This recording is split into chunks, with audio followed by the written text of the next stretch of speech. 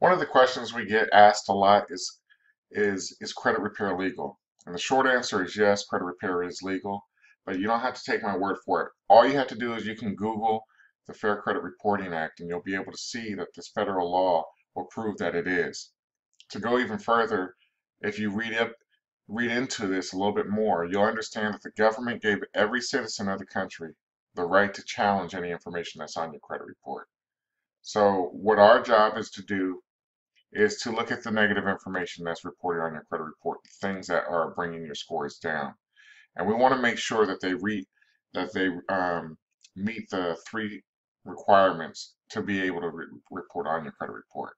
The three requirements is that it has to be reporting 100% accurately, it has to be 100% verifiable, and it must be reporting within the allowable time frames, depending on the type of account. So inquiries are 2 years, negative accounts are 7 years from the charge-off date. So we want to make sure that we're able to get this information applied to the negative information that's on your credit report, so we can help you see those changes in as quick as a time frame as possible.